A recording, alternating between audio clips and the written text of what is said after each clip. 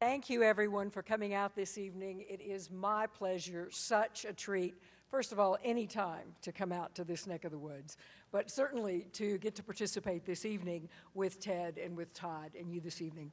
I want to start, Ted, with Montana.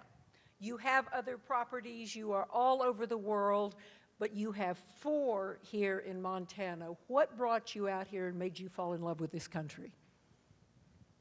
It's just, it's a beautiful place. The people are beautiful, and the weather's great. It's just, it's the closest thing to heaven I've found on this earth.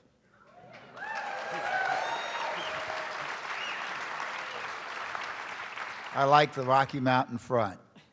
Well, they mentioned the conservation easement. That is a huge easement on the Flying D and other properties.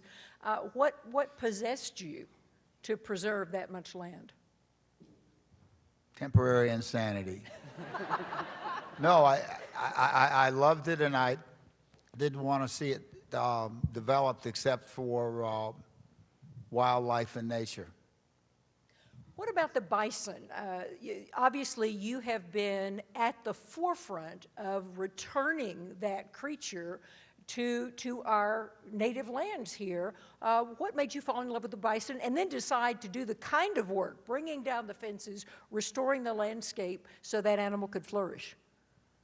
Well, that all happened pretty much at the same time. But when I was a little boy, I was fascinated by nature, obviously, and I read every book in the library that I could get my hands on about all aspects of nature, butterflies, and the bison intrigued me because it was the largest land animal in North America, and it was brought to the edge of extinction by our foolishness, and I wanted to see if I could help bring it back. And when I started 30 years ago, collecting and breeding bison, there were 30,000 bison in North America, which was all that there were in the world.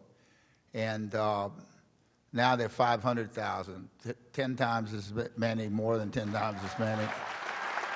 And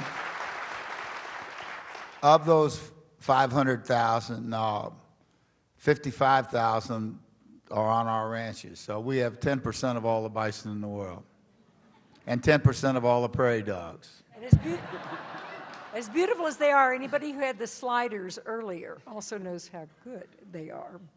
Well, Todd, tell us about your relationship. You've known Ted for a long time. Tell us how that started, and then The Last Stand, how the book came about. Well, the book took 7 years to write, but our conversation goes back more than 20. And I was on an assignment for a New York magazine, and Ted had recently arrived in Montana in cowboy country, and he had booted all of the cattle off and raised a stir among those people on AM radio. And and that other network that we won't mention tonight. But I arrived out there, and Ted strolled into the room. He was a swagger and at the top of his game. I was a little bit intimidated, not quite as intimidated. I'm not intimidated now, but I was then. And he looked me over and told me that I had 20 minutes for an interview that I thought would last an hour, and after sizing me up, he decided to give me more time. So that conversation has continued to play out, and I was particularly intrigued at the time with what he wanted to accomplish in the West. He has an incredible ability for being able to look into the future and look around corners, and he had done it with media, taking a gatecrasher's mentality to winning the America's Cup, and he did it with the Braves as well, and so it's been interesting to watch that play out with nature.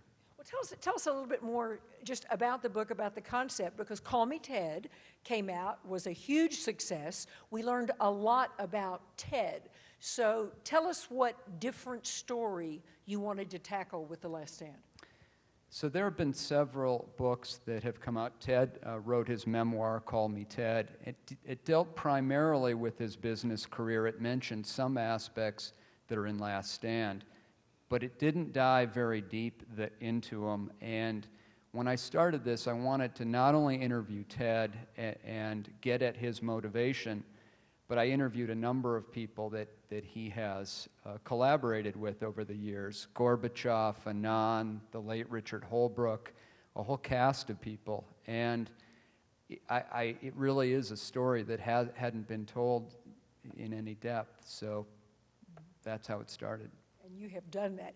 Tell us about the environmentalists that influenced you as mentors, as friends, people you've worked with, people you looked up to. Todd? To you, the environmentalists that have meant something to you in your life that you have worked, like Jacques Cousteau, Oh, okay. others that... Jacques Cousteau and Jane Goodall, I think she's the chimpanzee lady. Those are two that pop out. Obviously, Jean-Michel Cousteau, Captain Cousteau's son, who's a very, very leadership position in this area. Well, there's a story you've told me, and it was about you and Jacques Cousteau going down the Amazon, and I think things were looking desolate in the environmental world, and he shared a conversation with you. Do you remember that?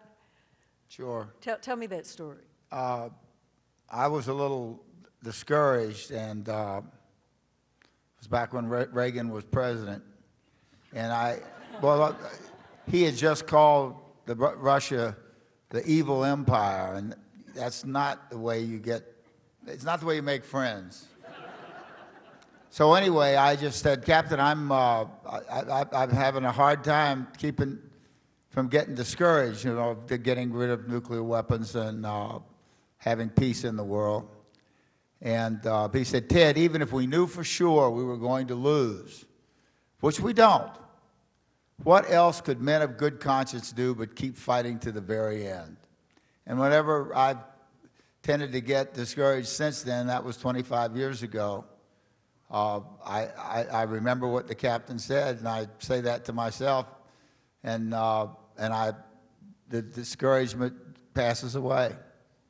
Well, that was a moment, Todd, when Ted was able to get sustenance from Cousteau, but in fact that was returned, wasn't it? Yeah, absolutely. Ted picked up the mantle from Cousteau. Cousteau said, go forth and try to make a difference with your impact. And then 15 years later, Cousteau was ailing, and Ted and Cousteau were together watching an airing of the film Gettysburg at the National Theater in Washington. And it was Cousteau who had begun to despair, and everyone gathered around and watched Ted's interaction with Cousteau. And it was Ted who lifted up Cousteau when he was down. Cousteau thought that it was time to give up. And in fact, Jean-Michel Cousteau told me a story, and he actually cried telling it of the difference that Ted Turner had made, and the fact that Ted at one point had been the student of the master, and he in turn had become a master. And I think it's a story of transference, really. I want to read. We had asked if anybody wanted to email questions, and politically sensitive questions, it's always great to blame it on someone else, but I will not read the sender's name. But this was a question we received. Since polls consistently reveal that a strong majority of Montanans support conservation efforts in favor of clean air, clean water, open spaces, wild country, protecting wildlife habitat, why do you think that they elect politicians in the state legislature who seem to oppose efforts to protect the environment? Well, we have that all over the United States, and to a lesser degree all over the world. It's just a lot of times people that run for office don't agree with the majority. They're running because they're angry about something, and they don't like what's being proposed. That's in a free country, you're allowed to do that. We just have to be sure that we have enough electable candidates that we win the elections and get our program adopted rather than theirs.